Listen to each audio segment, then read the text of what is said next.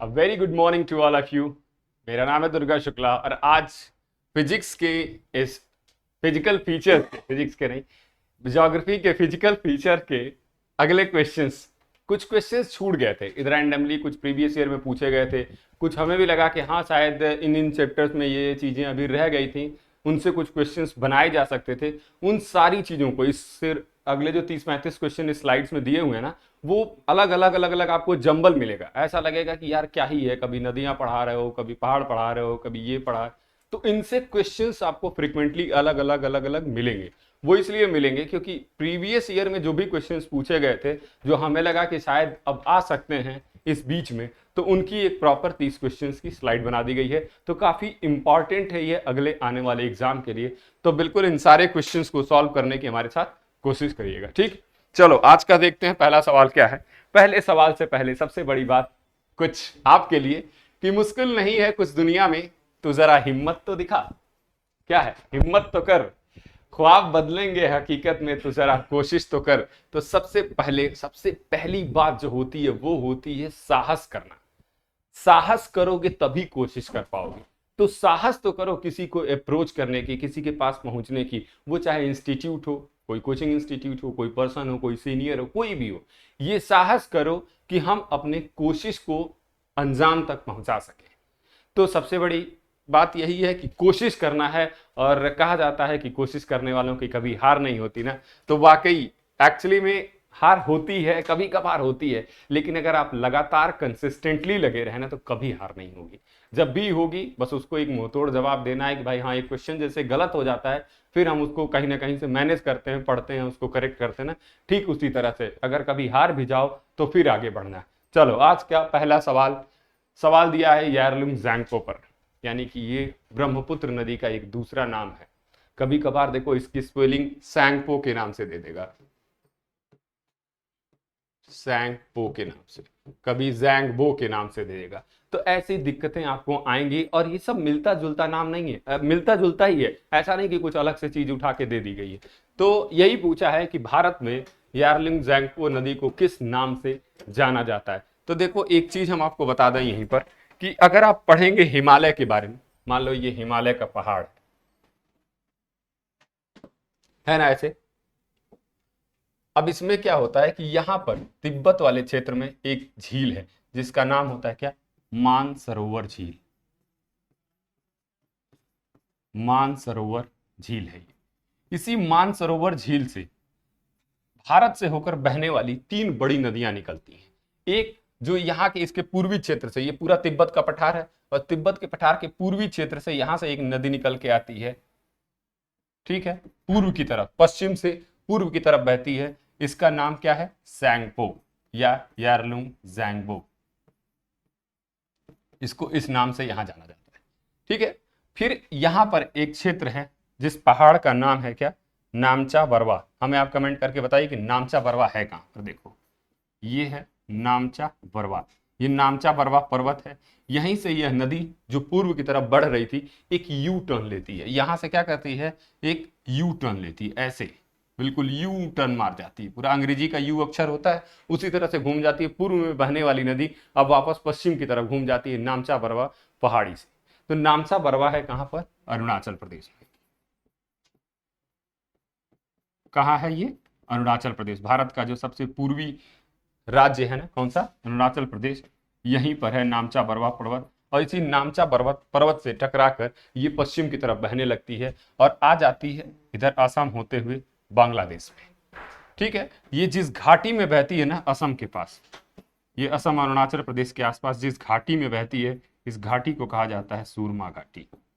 ये extra point है जो आप हमारे साथ बनाते चलिए, लिखते चलिए, आपके लिए आसानी हो जाएगी। यही जब अरुणाचल प्रदेश से असम में आती है, असम से सुरमा घाटी होते हुए कहां चली जाती है, बांग्लादेश में। ये बांग्लादेश में माल्डा फॉल्ट है, वहीं पर चली जाती है ये।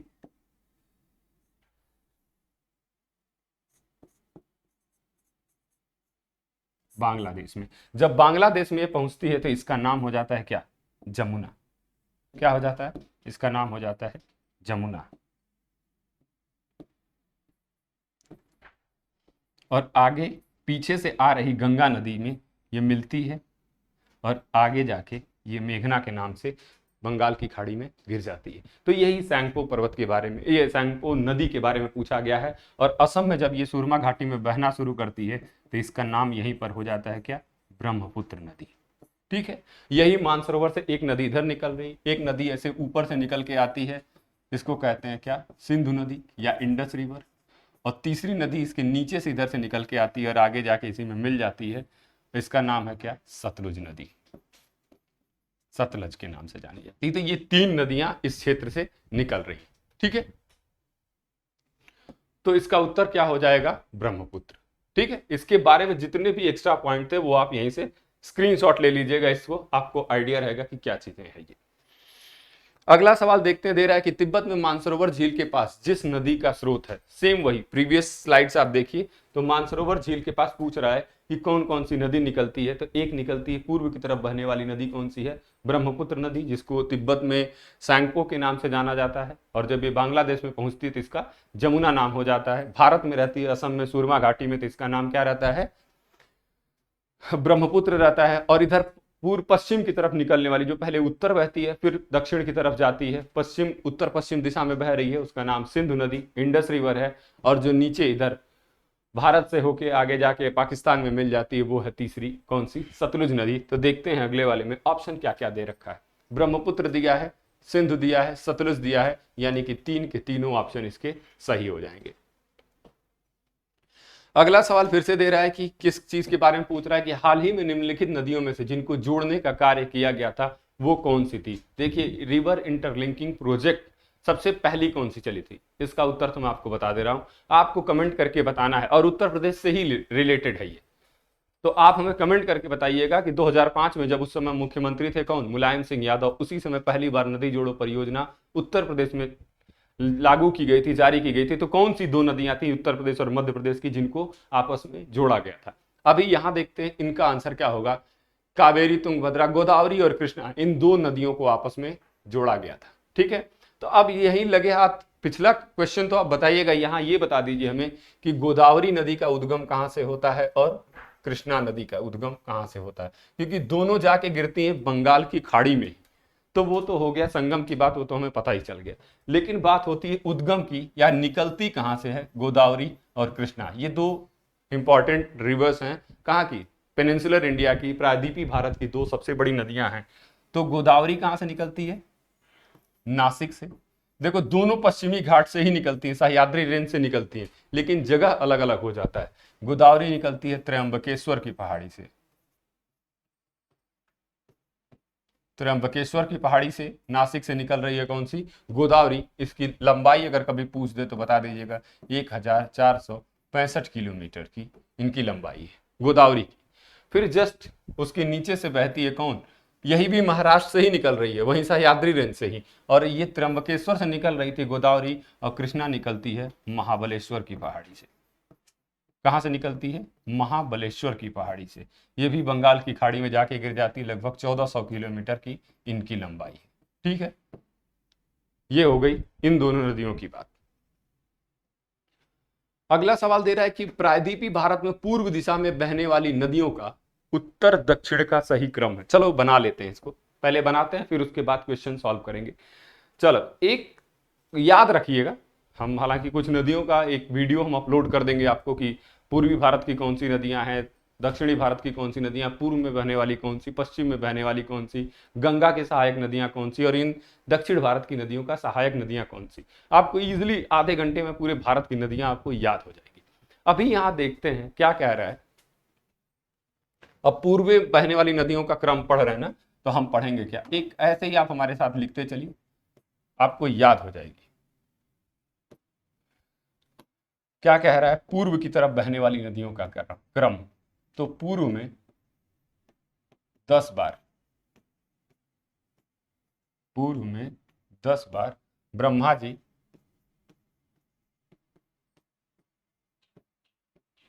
पूर्व में 10 बार ब्रह्मा जी महानदी आते हैं। कहाँ आए, महानदी आए थे, महानदी में, लेकिन नहाए गोदावरी में जाके। पूर्व में 10 बार ब्रह्मा जी महानदी आए। फिर क्या है कि कहाँ जा रहे हैं नहाने के लिए, गोदावरी में। तो गोदावरी में गए और क्या किए, नहाए, क्योंकि इसी को कहा जाता है दक्षिण की गंगा। नहाने के लिए सबसे उपयुक्त नदी जो धार्मिक दृष्टिकोण से है वो है कौन सी, गंगा। तो अगर आपको पूछ दे गोदावरी में कहाँ चले गए नहाने, तो कह देना कि दक्षिण भारत की गंगा में चले गए थे, उत्तर भारत की गंगा में नहीं आए। कि गोदावरी गए नहाए। अब क्या कर रहे हैं कि कृष्णा का, अब ये सारा वृत्तांत हमें पता कैसे चला कि कई बार आए, कहाँ गए, कहाँ नहाए। तो कहते हैं कि कृष्णा का पेन लेकर कावेरी के घर गए और सारा कच्चा चिट्ठा वहीं लिख रहे हैं। कावेरी के घर गए और क्या किए कि वहां जाके ताम्र पत्र पर, क्योंकि पहले कागज तो था नहीं, इनके पास था तांबा, तो उसी ताम्र पत्र पर सारा वृत्तांत ये लगती है। ये पूरे भारत की सारी नदियां हैं, उत्तर जो पूर्व की तरफ बहती हैं और कहां जाके उत्तर से दक्षिण के क्रम में लगी हुई हैं। और क्या कह रहे हैं, ताम्र पत्र पर सब कुछ लिख दिए, कच्चा चिट्ठा। ये सारा कुछ यही लिखे थे, जिससे हमें पता चला कि ये क्या क्या वृत्तांत हुआ है।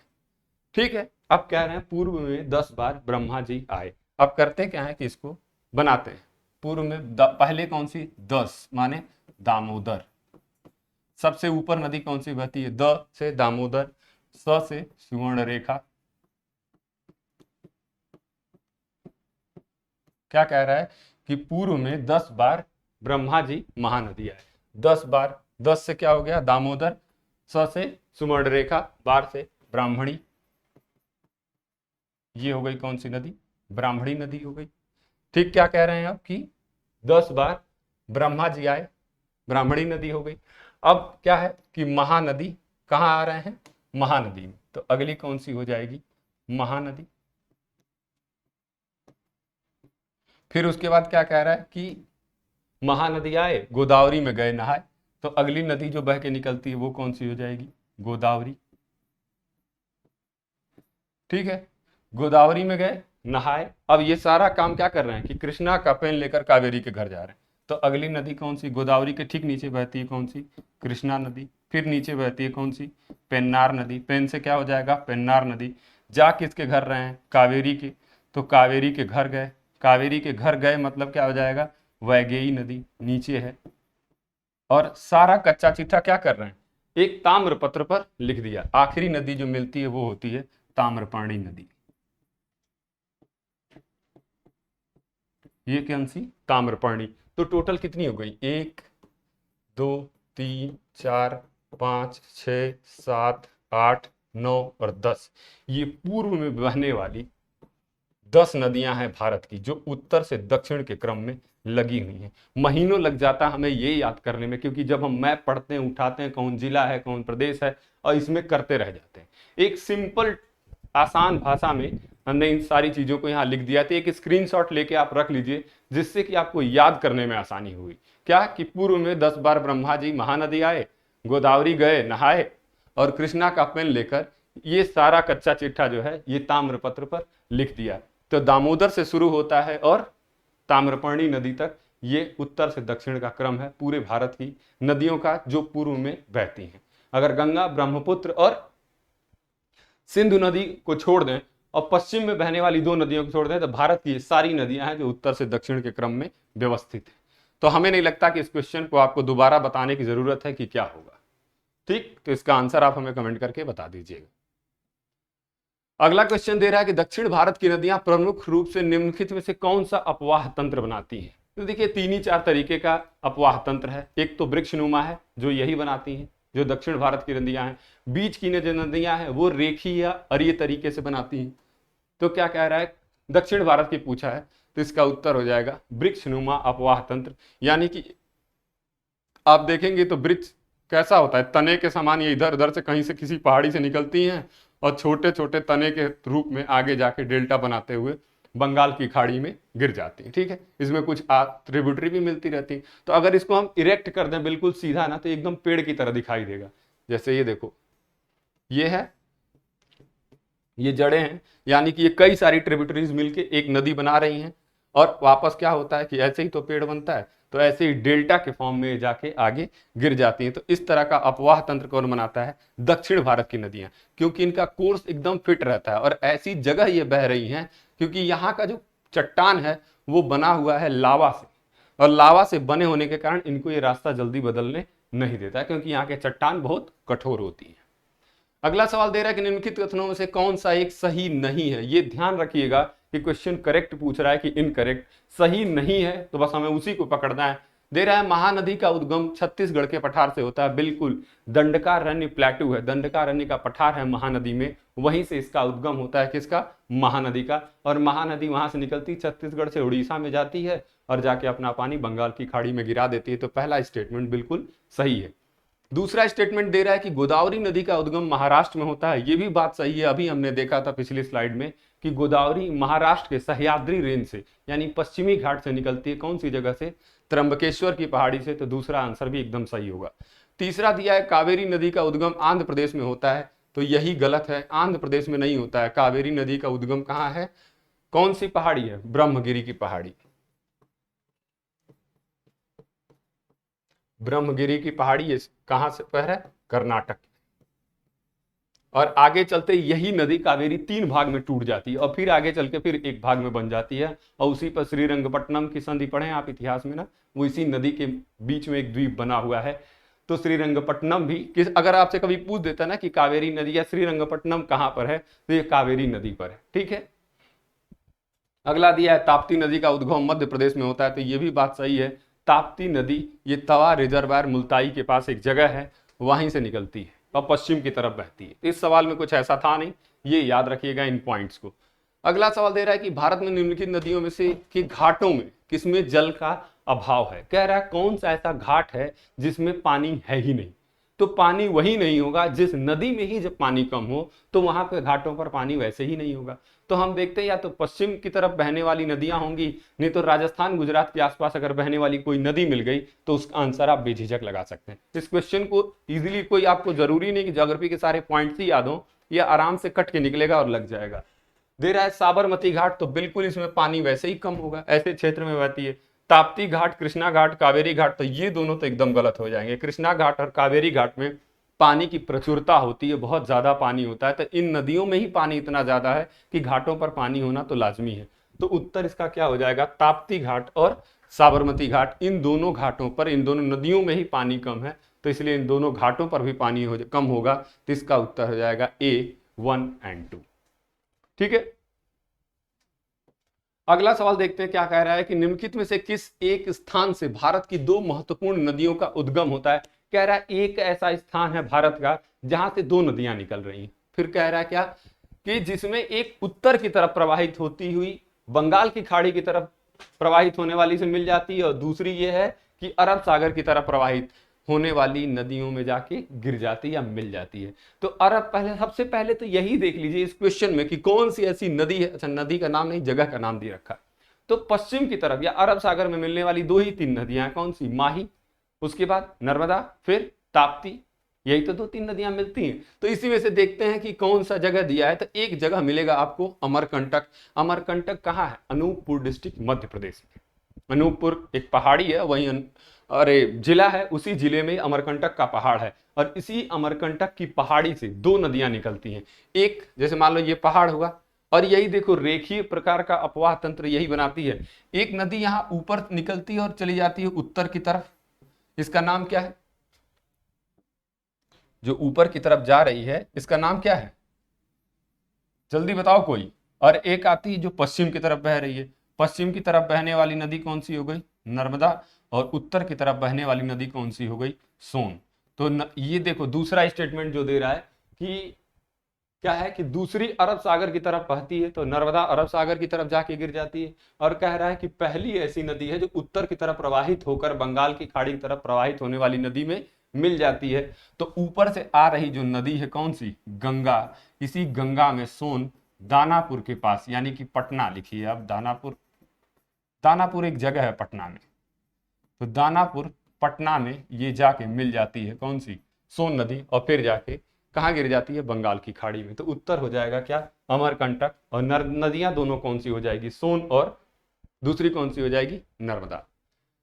फिर कह रहा है केरल में पूर्व की ओर प्रवाहित होने वाली नदियां नहीं हैं। ऐसा कैसे हो सकता है? केरल से बह के तो अभी कावेरी ही निकल रही है, जिसकी कई सारी सहायक नदियां हैं, तो वो पूर्व की तरफ बहने वाली ही तो नदियां। अभी तो हमने देखा इतनी सारी नदियों का जो पूर्व के क्रम में बह रही थी, तो पहला स्टेटमेंट तो वैसे ही गलत हो जाएगा। दूसरा दे रखा है कि मध्य प्रदेश में पश्चिम की ओर प्रवाहित होने वाली नदियां नहीं है। ये कहना क्या चाहता है? दोनों गलत हो जाएंगी। तो आप देखिए, आल ऑफ देवब लगाने का तो हमको बहुत मजा आ जाता है, लेकिन नन ऑफ देवब पर भी क्वेश्चन बनाए जाते हैं, तो इसका आंसर तो वैसे ही हो जाएगा कि नन ऑफ देवब। कह रहा कौन सा सही है? तो दोनों गलत है, ना एक सही है और ना दूसरी सही है। ठीक, अगला सवाल देखते हैं क्या कह रहा है कि निम्न नदियों में से किसका सर्वाधिक बड़ा, सबसे बड़ा जल ग्रहण क्षेत्र किसका है? कैचमेंट एरिया पर सवाल है। जिस नदी में पानी ज्यादा उस नदी में जल ग्रहण ज्यादा। नर्मदा, महानदी, गोदावरी और कृष्णा, इन चारों नदियों में सबसे बड़ा जल ग्रहण क्षेत्र होगा गोदावरी का। सबसे बड़ा किसका? गोदावरी का। लंबाई में भी देखें तो सबसे लंबी नदी कौन सी हो जाएगी? गोदावरी, और उसी का कैचमेंट एरिया भी सबसे ज्यादा है। सबसे कम अगर पूछ दे, सबसे, इसमें अगर सर्वाधिक बड़ा दिया है, सबसे कम या सबसे छोटा अगर पूछ दे, तो उत्तर क्या हो जाएगा? हमें दोनों का आंसर दीजिए। सर्वाधिक बड़ा तो आपको पता चल गया गोदावरी है, लेकिन अगर सर्वाधिक छोटा अगर हम आपसे पूछ देते हैं सबसे छोटा अपवाह तंत्र या सबसे छोटा जल ग्रहण क्षेत्र किसका है, तो उत्तर हो जाएगा नर्मदा का। इसी सवाल को अगर पलट देता है, अगली बार कह देता है कि सबसे बड़ा अपवाह तंत्र ना देके क्या देगा, सबसे छोटा, तो क्योंकि क्वेश्चन आप पेपर में कंटिन्यू लगाते जा रहे हैं पूर्वावलोकन में, और मिल गया कहीं और ध्यान रहा गोदावरी, तो गोदावरी लगा देंगे। लेकिन नहीं, यहाँ ध्यान रखिएगा कि बड़ा पूछता है तो उत्तर हो जाएगा गोदावरी, और सबसे छोटा अगर पूछ दे किसका जल ग्रहण क्षेत्र है, तो इसमें उत्तर हो जाएगा किसका? नर्मदा का। और अगर लाइन से लगाने की बात कर दे, कहते चलो अरेंज कर दो, क्वेश्चन थोड़ा और कठिन बनाते हैं, कह देते हैं कि इसको लाइन से अरेंज करो जल ग्रहण क्षेत्र में, तो क्रोनोलॉजिकली नहीं, अगर डिसेंडिंग ऑर्डर में लगाएं, घटते हुए क्रम में, अवरोही क्रम में, तो सबसे पहले कौन सी हो जाएगी? गोदावरी। सबसे बड़ा जल ग्रहण क्षेत्र जिसका, वही सबसे पहले। ठीक है, उसके बाद दूसरे नंबर पे हो जाएगा कृष्णा नदी। कृष्णा नदी का जल ग्रहण क्षेत्र गोदावरी से थोड़ा छोटा है। और अगर डेटा चाहिए ना, तो ये लगभग 3.5 लाख हो जाएगा, ये 2.25 लाख 2,50,000 के आसपास होता है। फिर 1.5 के आसपास आपको निकलेगा कौन सा? महानदी का। 1.5 लाख किलोमीटर के आसपास, किलोमीटर स्क्वायर क्षेत्र है ना, तो किलोमीटर वर्ग हो जाएगा। और सबसे छोटा किसका है? नर्मदा का। ये 1 लाख से कम स्क्वायर किलोमीटर में इसका जल ग्रहण क्षेत्र है। तो अगर लाइन से लगाने की बात कर दें तो ये उत्तर हो जाएगा। सबसे बड़ा पूछता है तो ये उत्तर हो जाएगा, सबसे कम पूछता है तो ये उत्तर हो जाएगा। ठीक है, और अगर कभी आपसे ये पूछ देना सवाल और ज्यादा कठिन बनाने का प्रयास करें कि 1 लाख से कम अगर दे दे कि निम्नलिखित नदियों में से किसका जल ग्रहण क्षेत्र 1 लाख किलोमीटर स्क्वायर से कम है, तो उत्तर हो जाएगा क्या? नर्मदा। ठीक, फिर दे रहा अगला सवाल, मैच करना है किससे? उड़ीसा, तमिलनाडु, केरल और छत्तीसगढ़। इधर एसी बंद कर दो। और दिया है मोपला, मुरिया, टोडा और मुंडा। ये 4 जनजातियां हैं। इन चारों जनजातियों को 4 दिया हुआ है कि कौन से राज्य में कौन सी जनजाति पाई जाती है। पहली चीज तो यहां लिख लीजिए, क्या? जनजाति, ट्राइब्स। ये चारों के चारों क्या है? जनजातियां हैं। उड़ीसा, तमिलनाडु, केरल और छत्तीसगढ़। मोपला, मुरिया, टोडा और मुंडा। मोपला के बारे में भी बता दो, एक मोपला विद्रोह हुआ है, आप इतिहास में पढ़े होंगे मोपला विद्रोह के बारे में। उनके नेता थे सैयद अली और सैयद फजल। अगर आप इतिहास का ही सवाल, मैं आपसे यही इसी भूगोल पर इतिहास का सवाल बना दूं कि मैं पूछूं कि मोपला विद्रोह किसके खिलाफ हुआ था या मोपला विद्रोह के नेता कौन थे, तो उत्तर हो जाएगा क्या? सैयद अली और सैयद फजल। हुआ कहां था? तो यह मालाबार तट पर हुआ था। मोपला विद्रोह कहां हुआ है? मालाबार तट पर। और मालाबार तट भारत में कहां है? जब आप महाराष्ट्र के नीचे बढ़ेंगे, कोंकण तट से जस्ट नीचे, गोवा से नीचे वाला एरिया, तो पूरा कर्नाटक केरल का जो एरिया है ना, उसको कहा जाता है मालाबार तट। तो देखो क्या मालाबार केरल कर्नाटक कोई दिया है? ये दिया है, तो सी का हो जाएगा 1। इतिहास भूगोल मिला के पढ़ते चलो। अगला दे रहा है मुरिया ट्राइब। तो मुरिया ट्राइब है कहाँ की? जल्दी बताओ। उससे छोड़ो, पहले तो टोडा ही मैच हो जाएगी। टोडा है जिसमें बहुपतित्व। अगर सवाल यही फिर इसी एक ऑप्शन पर बनाया जाए कि कौन सी ऐसी जनजाति है इन चारों में से जिसमें बहुपतित्व की प्रथा पाई जाती है, ये इतिहास का सवाल ले लो, तो उत्तर क्या हो जाएगा? टोडा। और टोडा जनजाति कहां पाई जाती है? तो नीलगिरी की पहाड़ियों पर। इनका निवास क्षेत्र क्या है? नीलगिरी की पहाड़ियां। और नीलगिरी की पहाड़ियां कहाँ हैं? केरल, कर्नाटक और तमिलनाडु के बॉर्डर पर। और ज्यादातर इसका एरिया कहाँ है? तमिलनाडु में। तो 2 का हो जाएगा क्या? सी। ठीक। अब बात आती है मुंडा ट्राइब। अब मुंडा ट्राइब ये भी विद्रोह है। आप इतिहास विचार अब चलो बताते हो कि निम्नलिखित में से बिरसा मुंडा किन जनजाति से संबंधित थे? या पूछ देता है कि बिरसा मुंडा या मुंडा विद्रोह कौन से पठार पर हुआ था? या फिर पूछ देता है कि मुंडा विद्रोह भारत में किस राज्य में हुआ था? तो उत्तर सबके अलग अलग होते चले जाएंगे। ठीक, ये इतिहास वाले सवाल का जवाब दे दो। पहले पहले तो बताओ, बिरसा मुंडा विद्रोह के जो नेता थे उनका नाम था क्या? बिरसा मुंडा। और बिरसा मुंडा रहने वाले कहाँ के थे? बिहार के। तो जो बिहार से अलग हुआ क्षेत्र है, बिहार, झारखंड और छत्तीसगढ़, ये जो पूरा पूरा एरिया है ना, यहीं पर ये विद्रोह हुआ था, बिहार और झारखंड। ठीक है, बिहार, झारखंड। और अगर ऐसे कहा जाए ना कि ये मुंडा विद्रोह किस पठार पर हुआ था, तो उसका उत्तर क्या हो जाएगा? राजमहल की पहाड़ियां हैं, उसके नीचे एक पठार है झारखंड का, वहीं पर यह विद्रोह हुआ था। तो ये लेना देना हो जाएगा 4 का डी से। ठीक है। हालांकि छत्तीसगढ़ ना कह के इसको उड़ीसा कहें तो ज्यादा बेहतर है, मुंडा विद्रोह का। उड़ीसा में, छत्तीसगढ़ में, उड़ीसा की, छत्तीसगढ़ की ट्राइब मुरिया ट्राइब हो जाएगी, क्योंकि यहां से आप इसको मैच करो। इसका ये ऑप्शन कैसा बना रखा है?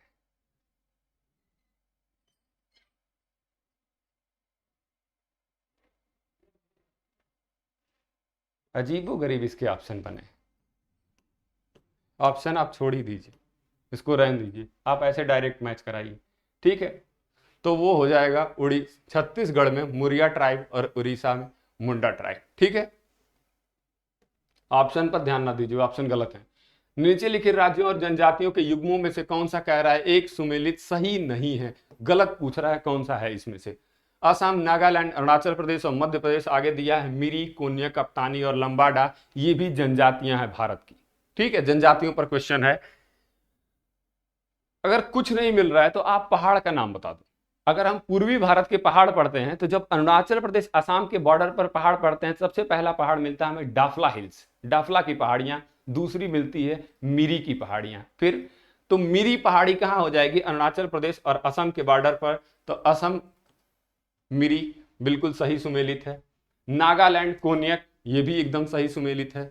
फिर दिया है अरुणाचल प्रदेश अप्तानी, ये भी सही सुमेलित है, यानी ये भी सही है, ये भी सही है, ये भी सही है। मध्य प्रदेश का दिया है लामडा, तो लामडा ट्राइब मध्य प्रदेश में नहीं है, ये है कहां पर? आंध्र प्रदेश।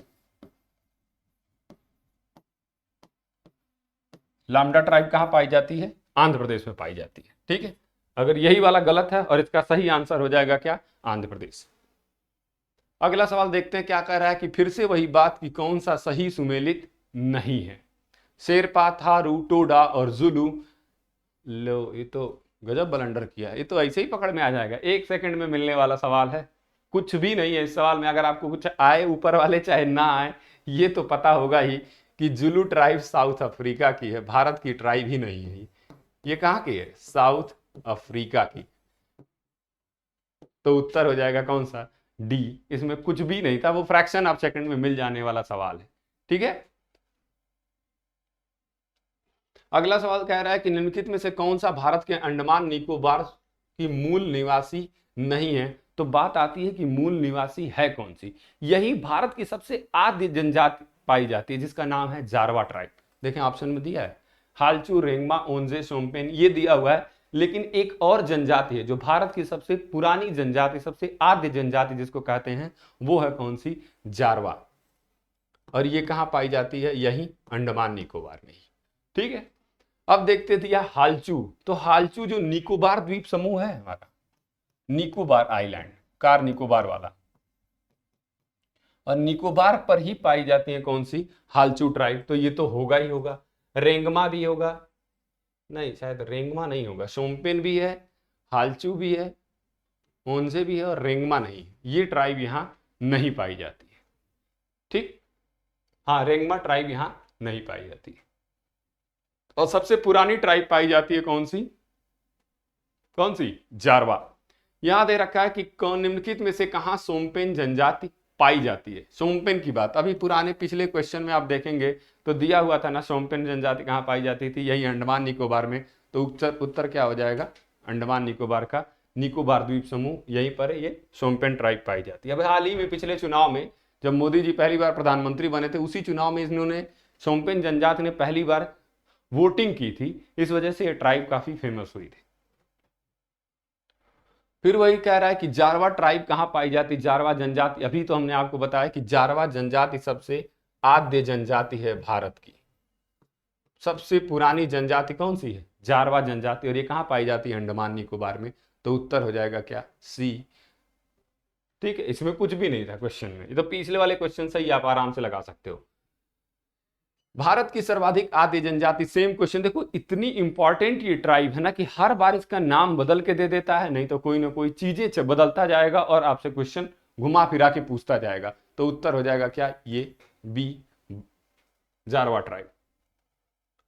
दे रहा है मंगनियार के नाम से जाने जाने वाला लोगों का समुदाय है। देखो एक मंगनियार टाइप होता है, ऐसे ही याद रखना है कि मंगनियार मतलब मांगने वाले लोग जो बिल्कुल गाना गाते रहते हैं, संगीत के क्षेत्र के लिए बड़ी प्रसिद्ध हैं। और आप इवन सर्च करेंगे ना कभी, आप अभी इमीडिएट आप चाहें तो वीडियो रोक के सर्च कर सकते हैं यूट्यूब पर मंगनियार ट्राइब के बारे में। तो ये वो ट्राइब्स है ना, ये जनजातियां हैं जो पाई जाती हैं राजस्थान वाले एरिया में। तो चाहे आप इनका कोई भी किला उठा के देख लीजिए, नाहरगढ़ का किला देख लीजिए या आमेर का किला देख लीजिए, इन किला पर जो भी फोटोज या कुछ वीडियोज, हालांकि मैं आपसे उम्मीद बड़ा कम ही करता हूं कि आप न्यूज़पेपर पढ़ते होंगे, अभी न्यूज़ में था, लेकिन फेसबुक के शॉर्ट में ज्यादातर चीजें आपको देखने को मिलेंगी, बढ़िया बढ़िया गाना गाते हुए मिल जाएंगे कि एक छोटा सा अजीबो, मतलब उनके नाम ही अलग होते हैं, उनके इंस्ट्रूमेंट के ले लेते हैं, सड़क पे मांगते रहते हैं, बढ़िया गाना गाते हैं, गाना बहुत अच्छा गाते हैं। तो कभी इन ट्राइब्स के बारे में सर्च करिएगा, मंगनियार ट्राइब्स के बारे में, तो ज्यादातर आप देखेंगे कि किलों की दीवारों के बगल में ये बैठ के गाना गाते हुए आपको मिल जाएंगे। तो जब भी आपको शॉर्ट्स में, फेसबुक और यूट्यूब के शॉर्ट वीडियोस में आपको देखे ना इस तरह से मांगते हुए, जो गाना गाते हुए मिल जाए, कभी कभार आप देखेंगे तो इसमें भी मिल जाते हैं, जो इंडियाज गॉट टैलेंट वगैरह में आते हैं या सिंगिंग के जो शो होते हैं उसमें भी ये अधिकतर गाना गाने के लिए कभी कभार आते हैं। तो उत्तर हो जाएगा क्या कि एक तो संगीत परंपरा के लिए है, दूसरे कहाँ, पश्चिमोत्तर भारत यानी राजस्थान वाले एरिया में है। तो उत्तर हो जाएगा इसका बी। अगला सवाल दे रहा है झूमिंग कल्टीवेशन पर। झूमिंग एक तरह की खेती होती है जिसको स्लैश एंड बर्न कहा जाता है। स्लैश एंड बर्न, ये करते क्या है कि जंगलों को जला देते हैं। ये ऐसी जनजातियां होती हैं जो जंगल को एक साथ जला देंगी, वो जगह जल के खाली हो गई और थोड़े उसमें ह्यूमस की मात्रा भी हो गई, तो ये जगह थोड़ी उपजाऊ हो जाती, तो कुछ दिन तक इसमें बहुत अच्छी खेती होती है। और ये ज्यादातर पूर्वोत्तर भारत की जो ट्राइब्स हैं वही ये करते हैं झूमिंग कल्टीवेशन। तो उत्तर क्या हो जाएगा इसका, बी, खासी ट्राइब। और ये पाई कहाँ जाती है, मेघालय के पहाड़ियों पर खासी जनजाति है। अब आप हमें रही बात एक हिस्ट्री का भी सवाल हमसे आप यही ले लीजिए कि खासी विद्रोह एक हुआ था, खासी विद्रोह का नेता कौन था, जल्दी से कमेंट करके बताओ कि खासी विद्रोह का नेता कौन था। ये खासी है कहां पर, मेघालय में। मेघालय की 3 पहाड़ियां, गारो, खासी और जैंसिया, ठीक है। तो खासी में ही एक खासी विद्रोह हुआ था। आप इतिहास में इसको पढ़ेंगे कि खासी विद्रोह कहां हुआ था या खासी विद्रोह का नेता कौन था। तो खासी विद्रोह के नेता का नाम है क्या, तीरथ सिंह। क्या नाम है इनका, तीरथ सिंह। आप चाहें तो लूसेंट, चाहें क्या आप क्वेश्चन थोड़े कर सकते हैं, आप बस चुपचाप देख लीजिए, याद रहेगा आपको। अगला सवाल फिर मैच द फॉलोइंग का है कि गद्दी, टोडा, खासी और नागा इन जनजातियों को मैच कराना है। तो गद्दी जनजात अभी हाल ही में बहुत ज्यादा चर्चा में रही है। क्यों, क्योंकि हिमाचल प्रदेश के उन एरियाज में क्या आया हुआ है, बाढ़ आई हुई है, ब्यास नदी पूरी तरह से उफान पर है, सैकड़ों घर टूट गए, जाने कितने लोग मर गए हैं। इस वजह से सबसे ज्यादा प्रभाव इन्हीं पर पड़ा है, गद्दी जनजातियों पर। तो ये हिमाचल प्रदेश की जनजातियां हैं जो इस समय तबाही झेल रही हैं पूरी तरह से। दूसरा दे रखा है टोडा। टोडा हमने बार बार बताया आपको, नीलगिरी की पहाड़ियों में तमिलनाडु पर मिलता है। तो बी का हो जाएगा 4। सी दिया है खासी जनजाति। खासी जनजाति मेघालय की एक पहाड़ी भी है, मेघालय की एक जनजाति भी है। चौथी दिया है नागा। तो नागा ये मणिपुर में है। और मणिपुर की एक और जनजाति है, उसका नाम है क्या, कुकी। ये याद रखिएगा, कुका है मिलता है पंजाब में, कुका जनजाति है पंजाब में और कुकी जनजाति है मणिपुर में। अभी मणिपुर हाल ही में बार बार चर्चा में रहा, तो हो सकता है मणिपुर से कोई क्वेश्चन डायरेक्ट आपसे पूछ दिया जाए। मैच द फॉलोइंग में आप नीचे मैच करा लीजिएगा। ठीक, यही इसका करेक्ट आंसर होगा। ठीक है, एक स्क्रीनशॉट ले लो इसका, फिर बताता हूं।